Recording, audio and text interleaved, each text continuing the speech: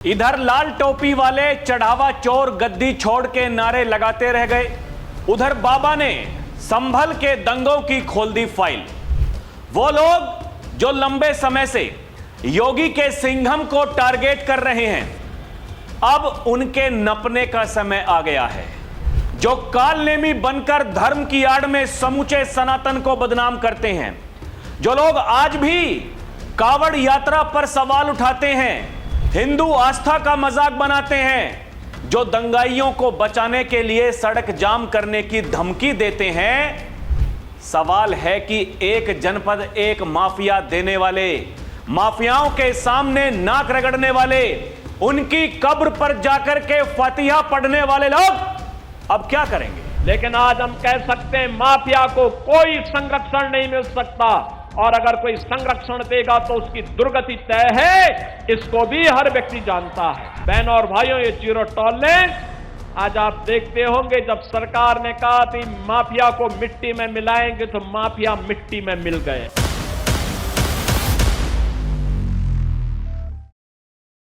दर्शकों नमस्कार, DNP India देख रहे हैं आप, साथ हूं मैं आपके राहुल चौधरी। जो ड्रामेबाजी, नौटंकी, लोगों को मूर्ख बनाने की कला ये लाल टोपी वालों के पास में है। दर्शकों, क्या लगता है कि बच जाएंगे? इनको जनता जनार्दन प्रदेश की कभी माफ नहीं करेगी। ऐसे ऐसे लोग हैं, जब संभल में हिंसा हुई थी तब उन दंगाइयों को बचाने के लिए वहां अपना डेलीगेशन भेज रहे थे, कह रहे थे अत्याचार हो रहा है क्योंकि वो मुस्लिम हैं, इसलिए उनको फंसाया जा रहा है। दूध का दूध, पानी का पानी कैसे होता है अगर किसी को नहीं पता, वो योगी आदित्यनाथ से जाकर के सीख ले। ये जो विधानसभा में तख्तियां लेकर के आए थे कि योगी जी आपने कहा था दूध का दूध, पानी का पानी करेंगे, उसका क्या हुआ? बाबा जो काम करते हैं, जो कहते हैं, डंके की चोट पर वो काम होता है। दर्शकों, कहा था ये जितने भी दंगाई हैं और जो दंगाइयों को प्रश्रय देने वाले लोग हैं, किसी को भी बख्शा नहीं जाएगा। ये योगी के सिंघम से बड़ा डरते हैं क्योंकि वो ईमानदारी से काम करते हैं, उनको फंसाते हैं, निचली अदालतों में उनके खिलाफ एफआईआर दर्ज करने के आदेश जारी करवाते हैं, बाद में हाई कोर्ट उस पर रोक लगाता है। दर्शकों, आपको याद होगा संभल में जब दंगे हुए थे, उस समय वहां के तत्कालीन सीओ अनुज चौधरी, उनको फंसाने के लिए, उनकी टीम को फंसाने के लिए क्या कुछ इन्होंने नहीं किया। वो संभल के सांसद जियाउर रहमान बर्क, वहां के विधायक के पुत्र, अब उनका नाम बिल्कुल स्पष्ट तौर पर उस रिपोर्ट में सामने आ गया है, जो न्यायिक जांच आयोग की रिपोर्ट विधानसभा में बीते दिन पेश हुई है। ये खुलेआम भाषणबाजी करते हैं, कहते हैं कि आज अपनी ताकत दिखाने का समय आ गया है। ये कहते हैं कि जैसे बाबरी हमसे छीन ली गई, ये मस्जिद हमसे छीन लेना चाहते हैं, लेकिन वहां मस्जिद थी, मस्जिद है, मस्जिद रहेगी कयामत तक। एएसआई जो सर्वे टीम वहां पर जाती है, दर्शकों, ये उन पर पथराव करवाते हैं। वहां एक सुनियोजित साजिश, पूर्व नियोजित साजिश, उसका खुलासा हुआ है। अब कहिए कि वो जो अधिकारी और जो जज साहब या जो भी उसमें शामिल थे, वो सब बिके हुए हैं, ये यही तो कहेंगे। ये क्या कह सकते हैं? और इनके बयान आने सामने, शुरुआत उनकी हो चुकी है। कहते हैं कि जब चुनाव आता है तो बीजेपी फिर हिंदू मुसलमान करती है। अरे जब चुनाव आता है तो ये जालीदार टोपी पहनने वाले लोग ये कैसे आपको सनातन के उस भेष में दिखाई दे रहे होंगे, जहां ये भगवा वस्त्र पहन करके वहां संसद के बाहर ड्रामेबाजी करते हैं, ये प्रभु श्री राम का अपमान करते हैं। इनको लगता है कि प्रदेश की जनता की आंखें बंद हैं, वो नहीं देख रहे हैं। दर्शकों, ये मुगालते में हैं। ये केवल योगी के सिंघम को, योगी के अधिकारियों को टारगेट करना जानते हैं। आपको याद होगा बंगाल में जब चुनाव चल रहा था, वो फलता विधानसभा सीट पर, वहां आईपीएस अजय पाल शर्मा को ऑब्जर्वर बना करके भेजा गया था, तो इन लोगों के पेट में दर्द हो गया था, क्योंकि उस गुंडे जहांगीर खान को धमकाते हुए आईपीएस अजय पाल शर्मा ने यह कहा था कि सुधर जाओ नहीं तो हम सुधार देंगे। ये जो इनके दिमाग में गलतफहमियां हैं। ये इनकी दिमाग की गलतफहमी इसलिए है क्योंकि इनको लगता है कि हमारे पास में एक वीटो पावर है, वो वीटो पावर जो हमारे साथ में खड़ी है हमें चुनाव जितवाएगी। लेकिन 2014 के बाद में वो वीटो पावर इनकी कहीं की नहीं रह गई है। दर्शकों, आपने हाल में अभी बंगाल के चुनाव परिणाम देखे होंगे, आपने असम के चुनाव परिणाम देखे होंगे। असम में 40% मुसलमान हैं, बंगाल में 30% मुसलमान हैं। वहां 2/3 से ज्यादा बहुमत से भारतीय जनता पार्टी की सरकार बनती है। इनके पेट में दर्द होता है। इनको लगता है योगी ऐसे ही शांत बैठ जाएंगे। दर्शकों, कैराना आपको याद होगा, वहां हिंदुओं का पलायन किस स्तर पर हुआ था, कैसे दिन दहाड़े व्यापारियों को लूटा जाता था, उनको गोली मारी जाती थी। कौन लोग थे जो उन गुंडों को प्रश्रय दे रहे थे? बीते दिन उस खूंखार अपराधी का टिकट कटवा दिया है। बाबा ने टिकट कटवा दिया। टिकट बाबा कहते हैं ना, अगले चौराहे पर यमराज खड़ा हुआ आपको दिखाई देगा। एक किस्सा सुनाया था योगी आदित्यनाथ ने, बताया था कि जब हमारी सरकार बनी तो मैं जो पीड़ित परिवार हैं उनसे मिलने के लिए वहां पर गया था। वो एक छोटी बच्ची थी, मुझे आकर के बोलती है कि कुछ दिनों पहले एक ऐसे इंसान को मैंने देखा है जो उस समय आरोपी था। तो योगी को पता चला और वो बात लीक हो गई। जब लीक हुई तो वो अपराधी जो बेल पर बाहर था कहने लगा कि नहीं, मुझे बेल नहीं चाहिए, मुझे अब जेल में जाना है, क्योंकि पता चल चुका था कि भैया टिकट कटने वाला है। लेकिन योगी ने कहा कि अब आर पार की हो ही जानी चाहिए। और आर पार की जब होती है, आप संभल में देखिए, संभल में इन्होंने क्या ड्रामेबाजी की। संभल में 45% हिंदू थे, आज 15% हैं। 55% मुसलमान थे, आज 85% मुसलमान हैं। क्या हो गया? कैसे वो डेमोग्राफी चेंज कैसे हुई? कौन लोग थे जो लंबे समय से संभल में दंगे करवा रहे थे डंके की चोट पर? वहां ऐसे ऐसे लोग उन अपराधियों के केस वापस लेते थे, उन दंगाइयों के केस वापस लेते थे, और उनको लग रहा था कि जैसे पहले केस वापस होते रहे हैं अब भी ऐसे ही काम हो जाएगा। ये गलतफहमी में है।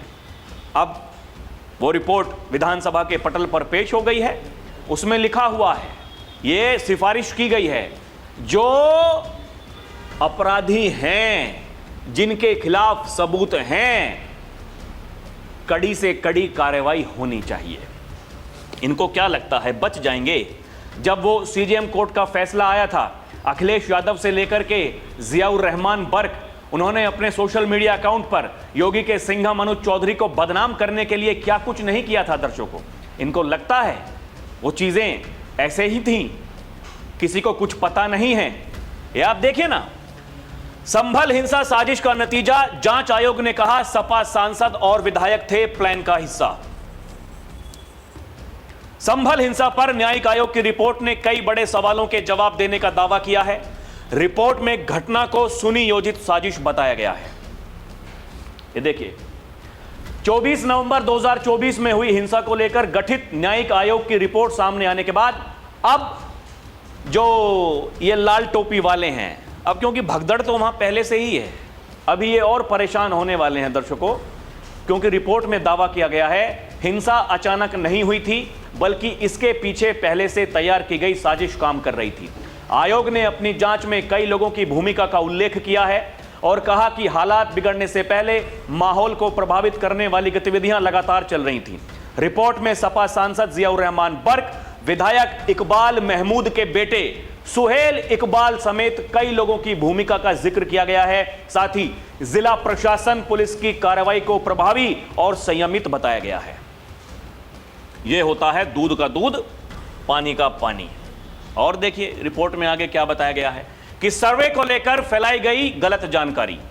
रिपोर्ट के अनुसार शाही जामा मस्जिद से जुड़े सर्वे को लेकर मुस्लिम समुदाय के बीच कई तरह की गलत जानकारियां फैलाई गईं। इससे लोगों में भ्रम, नाराजगी बढ़ी। आयोग का कहना है कि इसी माहौल का फायदा उठाकर बड़ी संख्या में लोगों को एक जगह जुटाया गया। जांच रिपोर्ट के मुताबिक 24 नवंबर 2024 को मस्जिद के बाहर बड़ी भीड़ जमा हुई। देखते ही देखते हालात बेकाबू हो गए। पथराव, गोलीबारी, आगजनी की घटनाएं शुरू हो गईं। इस हिंसा में 4 लोगों की मौत हुई थी, जबकि कई लोग घायल हुए थे। आयोग ने कहा हिंसा के दौरान 28 पुलिसकर्मी घायल हुए थे। इनमें 7 को गोली लगी थी। रिपोर्ट में यह भी कहा गया कि उपद्रवियों ने पुलिस के हथियार अन्य सामान लूटने की कोशिश की थी। जांच में यह भी सामने आया मृतकों को लगी गोलियां पुलिस के हथियारों से नहीं चलाई गई थीं। आयोग ने भविष्य में ऐसी घटनाओं की पुनरावृत्ति रोकने के लिए अदालत के आदेशों का सम्मान करने, कानून का पालन सुनिश्चित करने पर विशेष जोर दिया है। एक और मीडिया रिपोर्ट देखिए, उसमें भी यही बताया गया है। संभल हिंसा साजिश थी।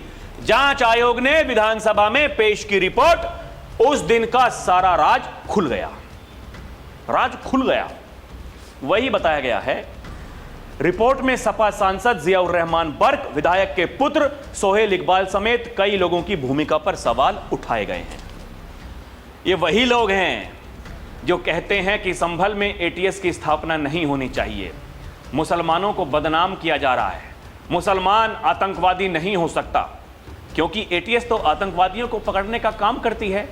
जबकि इसी रिपोर्ट में बताया गया है कि वो जो दंगे हुए आज तक, वो जो सुनियोजित तरीके से, जिस तरीके से वहां की सरकारें उन दंगाइयों को, उन आतंकियों को बचाने का काम करती थी, क्योंकि बाबा ने सबकी फाइल खुलवा दी। आज संभल में परिणाम है, वो लोग जो उस समय पलायन करने को मजबूर थे, आज उनको वहां जहां उनका घर था वो जमीन वापस दिलाने का काम ये डबल इंजन की सरकार कर रही है। दर्शकों, ये योगी आदित्यनाथ कर रहे हैं। वो लोग जो कहते हैं सनातन विरोधी सरकार है, वो लोग जो कहते हैं ये बीजेपी जाए तो सनातन बच पाए, जो अभी नए नए सनातनी बने हैं, जिनकी आस्था को ठेस पहुंच रही है राम मंदिर चढ़ावा चोरी में, ये वो लोग हैं जो केवल आपको भ्रमित करेंगे, क्योंकि ये दंगाइयों को प्रश्रय देने वाले लोग हैं। आपको याद होगा वहां कैसे होड़ मची थी उस समय, होड़। बाबा ने सबको रोक दिया गाजीपुर बॉर्डर पर, कोई नहीं जाएगा वहां पर, लेकिन ये लोग वहां जाना चाहते थे। कह रहे थे अरे जो पीड़ित हैं हम उनसे मुलाकात करना चाहते हैं। मतलब दंगाइयों को ये पीड़ित बताते हैं। क्या कहेंगे इनके लिए दर्शकों, बताइएगा हमें। यही बताया जा रहा है। अब देखिए, ये समाजवादी पार्टी का ये इनके लाल टोपी वालों के काले कारनामे अगर कहते हैं बीजेपी वाले, तो इसलिए नहीं कहते हैं।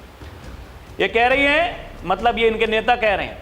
रिपोर्ट पर प्रतिक्रिया देते हुए समाजवादी पार्टी के विधायक रफीक अंसारी ने कहा कि सरकार के पास जनता के मुद्दों पर बात करने के लिए कुछ नहीं है, इसलिए वो सिर्फ हिंदू मुस्लिम की राजनीति कर रही है। सदन किसने नहीं चलने दिया था? चर्चा करने के लिए कौन कह रहा था?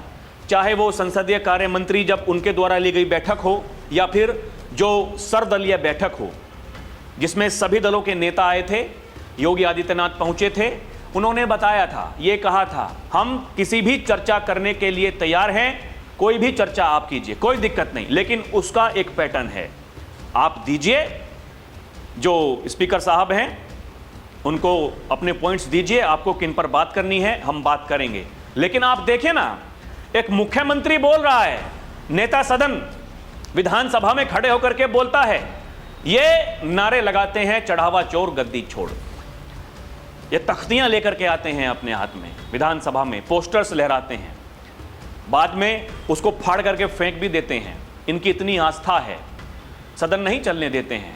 और इनके जो विधायक हैं वो कह रहे हैं कि बीजेपी मुद्दों को भटका रही है, चर्चा नहीं, जो आम जनता के मुद्दे हैं उन पर चर्चा नहीं करना चाहती। भैया कौन भाग रहा है? कौन भागा? क्यों जरूरत पड़ी बाबा को 2 दिन लगातार पीसी करने की, पत्रकारों को बुला करके? क्योंकि जो सदन में बात कहनी थी इन्होंने नहीं कहने दी। इनको लगता है कि बाबा शांत होंगे, बाबा शांत होने वाले नहीं हैं। तुरंत पत्रकारों को बुलाया, बुलाइए, और दिखाया कि यह है इनका आचरण, यह है इनका दोहरा मापदंड।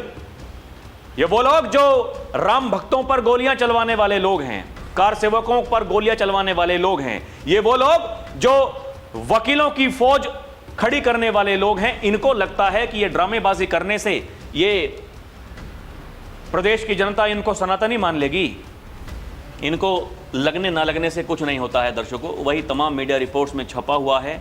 और इस पर जो वित्त मंत्री हैं सुरेश खन्ना, संसदीय कार्य मंत्री, वो क्या कह रहे हैं, जो रिपोर्ट पेश हुई है, आप एक बार वो सुनिए, वीडियो में आगे बढ़ते हैं। समाजवादी पार्टी का दोहरा चरित्र है, वो उनकी अपनी कोई पॉलिसी नहीं है, वो तो चेहरा देख के पॉलिसी बना लेते हैं। विधानसभा में आज रिपोर्ट प्रस्तुत हुई है और वो 3 सदस्यीय जो कमेटी थी जस्टिस अरोड़ा की अध्यक्षता में, उन्हें रिपोर्ट दे दी है।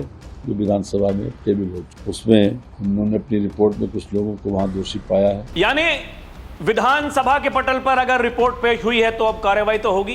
बाबा पहले से ही तैयार हैं, आने दीजिए रिपोर्ट बाबा के पास में थी, उनको पता है। बाबा ने कहा था मॉनसून सत्र होगा, हम ये रिपोर्ट पेश करेंगे, रिपोर्ट पेश हुई है। अब आप देखिएगा आगे ये कैसे उन उपद्रवियों को बचाने के लिए फिर से छाती पीटते हुए नजर आएंगे। मैंने आपको बताया योगी के सिंघम को कैसे टारगेट करते हैं ये लोग। एक बयान मैं पहले भी आपको बता चुका हूं, फिर से बताने की जरूरत है। उस समय क्योंकि संभल के सीईओ थे अनुज चौधरी, उन्होंने कहा था कि अगर आपको सेवई खिलानी है तो होली की गुजिया भी खानी पड़ेगी। मतलब भाई या तो होली का त्योहार है, उसी दिन जुम्मे की नमाज है, अपना टाइम आप चेंज करिए, या फिर अगर जा रहे हैं उसी समय किसी ने आपके ऊपर रंग डाल दिया तो रंग में भंग डालने का काम जो कोई भी करेगा उसको बख्शा नहीं जाएगा। इसमें क्या गलत कहा? उनको टारगेट किया गया। वो हाथ में गदा लेकर के चलते हैं, उनको टारगेट किया जाता है। वो मंदिर में जाकर के जलाभिषेक करते हैं तो उनको टारगेट किया जाता है। वो मीडिया से बात करते हुए ये बयान देते हैं कि देखिए मस्जिद और ईदगाह नमाज पढ़ने के लिए है, हम हैं वो लोग जो ये सुनिश्चित करते हैं कि जब हमारी कहीं ड्यूटी लगी है तो त्योहार सबके मनने चाहिए। जैसे ईद पर हम ये सुनिश्चित करते हैं कि किसी को कोई परेशानी ना हो, हमारी ड्यूटी लगती है, हम उस दिन भी ड्यूटी करते हैं। ठीक वैसे ही जब कावड़ यात्रा निकल रही है, हमारी ड्यूटी लगती है तो हम ये सुनिश्चित करते हैं कि किसी को दिक्कत ना हो। जब वो ये कहते हैं कि देखिए कावड़िए तो होकर के जाएंगे, क्योंकि मस्जिदें इतनी हैं, आराम से सब मस्जिदों में ईदगाहों में जाकर के नमाज पढ़ सकते हैं, किसी को कोई दिक्कत नहीं होती। आप मुझे बताइए, आपने पिछले 9.5 वर्षों में जब से बाबा आए हैं, जब से उन्होंने ये परंपरा की शुरुआत की है, सड़कों पर नमाज पढ़ते हुए किसी को देखा? क्यों? क्योंकि सबको जगह मिल जाती है, कोई दिक्कत परेशानी किसी को नहीं होती, सब लोग जाते हैं। लेकिन आप इस बात को देखिए, ये जो जिद करने वाले लोग हैं, नहीं भाई हम तो सड़कों पर नमाज पढ़ेंगे, कोई नहीं रोक सकता, हम भारत में रहते हैं, ये भारत संविधान से चलता है। यही तो बाबा कहते हैं कि भारत संविधान से चलता है, यहां शरिया का कानून लागू नहीं हो सकता है। वो गजवाए हिंद का जो सपना देख रहे हैं, वो सपना ऐसे ही सड़गल जाएगा, वो कभी पूरा होने वाला नहीं है। यही तो कहते हैं, और यही तो बाबा के सिंघम ने कहा कि रास्ता यही है। भाई दिक्कत परेशानी सबको होती है, क्यों नहीं होती है? आधे घंटे का रास्ता 1.5 घंटे में पूरा हो रहा है। हम खुद दफ्तर आते हैं घरों से निकल करके, लेकिन वहां देखभाल कौन कर रहा है? चीजों को बेहतर तरीके से सब उसका इस्तेमाल करें, ये कौन देख रहा है? बाबा का प्रशासन देख रहा है। किसी को दिक्कत परेशानी ना हो, किसी की भावनाओं को ठेस ना पहुंचे, ये सब कुछ बाबा का प्रशासन ही तय कर रहा है। और उसी प्रशासन पर ये लोग सवाल उठा रहे हैं। जब अनुज चौधरी ने यह कह दिया कि यही रास्ता है जाने का, लेकिन हम ये सुनिश्चित कर रहे हैं कि कांवड़ियों को भी परेशानी ना हो और जो यात्री हैं उनको भी परेशानी ना हो, ये काम किसका है? प्रशासन का है।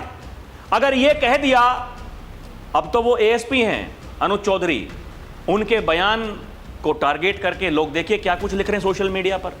कह रहे हैं कि 2027 के विधानसभा में अनुज चौधरी मजबूत दावेदार हैं विधानसभा टिकट के लिए, बीजेपी को सोचना चाहिए। ये क्या लिखते हैं ये फरमान सैफी जैसे ये लोग, 2027 विधानसभा में अनुज चौधरी मजबूत दावेदार हैं विधानसभा टिकट के लिए, बीजेपी को सोचना चाहिए। एक तो इनका सेट पैटर्न है, क्योंकि इनको लिख करके ऊपर से आदेश भेजा जाता है, भैया ये आपको अपने सोशल मीडिया पर लिखना है। मैंने अभी आपको 2 दिन पहले एक जो पत्रकार बना घूमता है आजकल हाथ में माइक लेकर के, हम तो सत्ता से सवाल पूछते हैं आंख में आंख डाल करके, उसकी कहानी आपको बताई थी। जो कॉकरोच जनता पार्टी ने लिखा वही उसने अपने ट्विटर हैंडल पर लिख दिया। मतलब जंतर मंतर पर प्रोटेस्ट हो रहा था, वो सरकार से सवाल पूछ रहे थे, सरकार को बदनाम करने का प्रयास कर रहे थे, क्योंकि कार्रवाई तो यहां भी हुई है। लेकिन झारखंड में अगर वहां रांची में प्रोटेस्ट चल रहा है, कार्रवाई क्योंकि वहां भी हुई है, तो वो उसको डिफेंड कर रहे हैं। भाषा बिल्कुल एक जैसी है, इसलिए आप यहां भी देख रहे होंगे इनकी भाषा बिल्कुल एक जैसी है, ये आपको यहां पर दिखाई दे रहा होगा। और देखिए वही एक और हैं, ये लिखते हैं 2027 विधानसभा में अनुज चौधरी, वही देखिए आप, भाषा वही है। ये यूपी पुलिस में एएसपी अनुज चौधरी हैं, ये कांवड़ियों के स्वागत के लिए इसके पोस्टर लगे हैं। कुछ दिन पहले ये ताजिए की हाइट से इंची टेप से उसको नाप रहे थे। अरे तो काम ना करें अपना काम। अब किसी ने लगा दिया भैया यहां शिवरात्रि की बधाई देते हुए कांवड़ियों के स्वागत के लिए। अरे तो स्वागत तो नमाजियों का भी हो रहा है, किसका स्वागत नहीं हो रहा है? लेकिन ये जो सेलेक्टिव अप्रोच है, ये दोहरा मापदंड है, ये अब सबको देखने की जरूरत है। दर्शकों, वो जलाभिषेक करते हैं, लोग उनको टारगेट करते हैं। आप देखिए ये क्या है भैया? क्या उनकी भक्ति नहीं है क्या? क्या वो मंदिर नहीं जा सकते क्या? क्या वो कांवड़ियों का स्वागत नहीं कर सकते क्या? नहीं, आपकी सरकारों में क्या होता था? ताकि नमाजियों को दिक्कत ना हो तो पुलिस वालों की ड्यूटी लगती थी ऐसे घंटा पकड़ने के लिए मंदिर का, ताकि कोई आकर के घंटा ना बजा दे और वहां जो पास में कोई अगर नमाज पढ़ रहा तो उनको दिक्कत ना हो जाए। ये सोचते हैं कि सब लोग भूल जाते हैं। कोई भूल जाए, हमारा काम है आपको याद दिलाने का। दर्शकों, ये मैंने आपको जो किस्सा सुनाया था, ये सीजीएम के आदेश पर फिर हाई कोर्ट ने रोक लगाई थी। वही जो उनके साथ में उनकी टीम थी, अनुज चौधरी के साथ में, सबके खिलाफ कह दिया कि एफआईआर दर्ज होगी। क्यों होगी भैया एफआईआर दर्ज? क्योंकि कहा गया कि एक मासूम को प्रताड़ित किया गया। पूछा गया कि वो जी मासूम कौन था? तो वो मासूम वो दंगाई था, वहां दंगों में शामिल था, उसके खिलाफ एफआईआर दर्ज थी और उस हिंसा में उसको गोली लगी, उसका अस्पताल में इलाज चला। उसके घर वालों ने जाकर के या उनके जो साथी थे वो वकील सब मिलकर के वहां याचिका दे दी और जो सीजीएम साहब हैं उन्होंने आदेश सुना दिया कि भैया ये देखिए पुलिस वालों ने ठीक नहीं किया है, इनके ऊपर एफआईआर दर्ज होनी चाहिए। बाद में जांच में पता चला वो अपना ठेला लेकर के कहा कि मैं तो वहां पर जो बिस्किट, रस्क, ब्रेड ये बेचने के लिए जा रहा था। मतलब एक शहर में दंगे होने की साजिश चल रही है, उस पर कैसे काबू पाया जाए? पुलिस ने बैरिकेडिंग की हुई है। आप मुझे बताइए, बैरिकेड्स जब लगे हुए हैं वो कैसे कोई बैरिकेड्स के ऊपर से अपना ठेला लेकर के वहां अंदर पहुंच सकता है? भाई साहब, मीडिया रिपोर्ट्स में छपा, वहां भी दूध का दूध पानी का पानी हुआ और यही जो साक्ष्य हैं ये हाईकोर्ट में गए तो वहां के जज साहब ने कह दिया कि भैया रोक लगा दो, नहीं होगी। आप देखिए कैसे, मतलब जो ईमानदार अधिकारी जो सच्ची निष्ठा के साथ में अपना काम कर रहे हैं उनको फंसाने के लिए ये षड्यंत्र करते हैं, क्योंकि इनको वो चीजें पसंद नहीं आ रही हैं। अगर दंगाइयों का इलाज हो रहा है, उनके ऊपर कार्रवाई हो रही है, तो ये क्या करते हैं, अब अधिकारियों को टारगेट इन्होंने करना शुरू कर दिया है। संभल के कप्तान हैं बिश्नोई साहब, कुछ दिनों पहले उन्होंने शादी की, सबको बुलाया। समाजवादी पार्टी ने कह दिया कि उनकी शादी में कोई नेता नहीं जाएगा। कहा जी क्यों? क्योंकि वो बीजेपी के लिए काम करते हैं। आप बताइए दर्शकों, ये कैसी सोच हो सकती है? जब आपकी सरकारें थीं तो आप क्या कर रहे थे? आपका सिस्टम का फेलियर सबने देखा है। कितने दंगे उत्तर प्रदेश में हुआ करते थे, कोई जनपद ऐसा नहीं था जहां दंगे ना होते हों। मुजफ्फरनगर तो यहीं ज्यादा दूर नहीं है, कितनी बार मैंने आपको बताया, सबको पता है, ज्यादा दिन पहले की बात भी नहीं है। और अखिलेश यादव जी की जो सरकार है वो क्या काम करती है? पीड़ित उनको बनाती है जो मुस्लिम समाज से आते हैं, उनको मुआवजा देने का ऐलान करती है। बाद में कोर्ट ने फटकार लगाई, कहा कि भाई ये क्या कर रहे हो तुम लोग। फिर चाहे वो हिंदू समाज से आते हो, वो मुस्लिम समाज से आते हो, सबको मुआवजा दिया गया। आतंकियों के केस वापस लेने वाले लोग, और ये आज कह रहे हैं हम सनातन की रक्षा करेंगे। ये करेंगे सनातन की रक्षा, ये सिखाएंगे आस्था। ये क्यों? जिया उर रहमान बर्क, बिजली चोर, वहां दंगे भड़काने वाला, वो सांसद बनकर के यहां संसद में घूम रहा है। और योगी जी जब वहां जाकर के संभल में वो जन कल्याणकारी योजनाएं हैं, परियोजनाएं हैं, उनका लोकार्पण करते हैं, शिलान्यास करते हैं, तो कहते हैं कि क्या ही हो रहा है। एटीएस की स्थापना होती है, वहां कहते हैं क्या ही हो रहा है, क्या ही हो जाएगा। अरे तुम्हारी जब सरकार थी तो तुमने क्या किया था? क्या किया था संभल के साथ? संभल के साथ पाप करने वाले लोग कौन थे? यही योगी कहते हैं कि जिन्होंने संभल के साथ पाप किया है, जिन्होंने संभल के लोगों को विकास से वंचित किया है, उनको उनके पापों की सजा जरूर मिलेगी। सुनिए क्या कहते हैं। जिन लोगों ने संभल के साथ पाप किया था उनको उसके पाप की सजा मिलेगी। जिन लोगों ने भी संभल के विकास से वंचित किया था उनको इसकी कीमत चुकानी पड़ेगी। जो लोग संभल को दंगाग्रस्त करते थे, जो लोग सनातन धर्म के इन पवित्र स्थलों को पवित्र करते थे, उन्हें इसकी कीमत तो चुकानी ही पड़ेगी। और इसी का आश्वासन देने के लिए आज मुझे संभल आना पड़ा है। दर्शकों, बुधवार को वो फुरकान ढेर हो गया। वो कैराना से जो हिस्ट्री शीटर था, दबंगई वहां करता था, पढ़िए शामली में बुधवार दोपहर दिन दहाड़े हुई मुठभेड़ में 1 लाख का इनामी बदमाश मोहम्मद फुरकान मारा गया। उसने पुलिस को देखते ही कार्बाइन और पिस्टल से करीब 5 राउंड ताबड़तोड़ फायरिंग कर दी थी। मुठभेड़ में एक सिपाही के पेट में भी गोली लगी है, लेकिन ये ढेर हो गया, ये चला गया जहन्नुम। बताया जा रहा है दर्शकों, फुरकान 4 साल से फरार चल रहा था। 12 साल पहले उसने शामली के ही कैराना में बीच बाजार व्यापारी नेता विनोद सिंघल की गोली मारकर हत्या कर दी थी। उस पर लूट, हत्या, रंगदारी के 30 केस दर्ज हैं। 30 केस। फुरकान 50 वर्ष का था, मुकीम काला गैंग का एक्टिव बदमाश था। 2016 में कैराना में 3 व्यापारियों की हत्या की गई थी। इसके बाद तमाम हिंदू परिवार पलायन कर गए थे। फुरकान और मुकीम पलायन के आरोपी थे। पुलिस के मुताबिक यह मुठभेड़ दोपहर 3 बजे जिला मुख्यालय से करीब 16 किलोमीटर दूर झिंझाना क्षेत्र के गांव रंगाना के जंगलों में हुई है।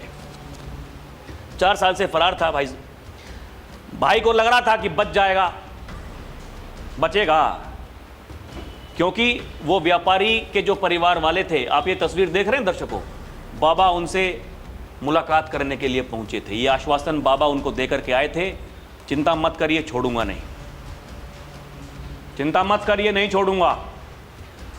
दर्शकों, ये फुरकान ने अगस्त 2014 में कैराना नगर के मुख्य चौक बाजार में दिन दहाड़े, जो मैंने आपको बताया, ये लोग काम दिन दहाड़े करते थे। 2021 में सीएम कैराना पहुंचे थे। उन्होंने पीड़ित परिवारों से मुलाकात की थी। जो कहानी, जो किस्सा मैंने आपको सुनाया कि वो बच्ची जाके बाबा के उसने कान में कहा कि एक व्यक्ति को मैंने देखा है, ऐसा ही वो व्यक्ति है जो मुझे आरोपी जैसा लग रहा है। तभी बाबा ने कहा था कि अब आमने सामने की हो ही जाए।